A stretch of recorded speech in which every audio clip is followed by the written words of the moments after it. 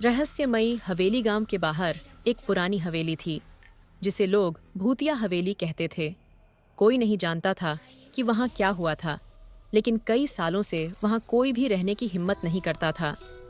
कहते हैं कि रात होते ही हवेली से अजीबोगरीब आवाजें आती थीं और कई लोगों ने वहां परछाइयों को चलते हुए देखा था। अरविंद की जिज्ञासा अरविंद, एक युवा और साहसी व्यक्ति, इस हवेली के रहस्य को जानने के लिए उत्सुक था। उसने अपने दोस्तों से इस बारे में बात की, लेकिन किसी ने भी उसके साथ जाने की हिम्मत नहीं दिखाई। आखिरकार उसने अकेले ही वहां जाने का निर्णय लिया। पहली रात, एक चांदनी रात, अरविंद अपने हाथ में एक टॉर्च और कुछ जरूरत की चीजें लेकर हवेली के अंदर गया। हवेली के दरवाजे की चरमराहट ने ही उसकी रीढ़ में सिहरन पैदा कर दी, लेकिन उसने हिम्मत नहीं हारी।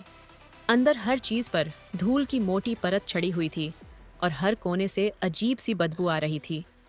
अजीब घटनाएं जैसे ही रात बढ़ी, हवेली में अजीब घटनाएं होने लगीं।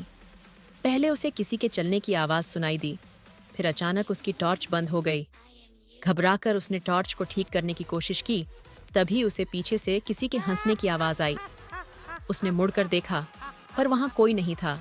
रहस्य का खुलासा अरविंद का दिल जोर जोर से धड़कने लगा।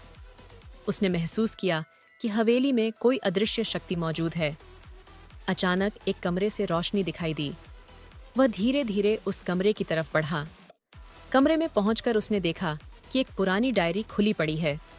उसने डायरी उठाई और पढ़ना शुरू किया। डायरी में हवेली के पिछले मालिक की कहानी लिखी थी। पता चला कि इस हवेली में कई साल पहले एक निर्मम हत्या हुई थी।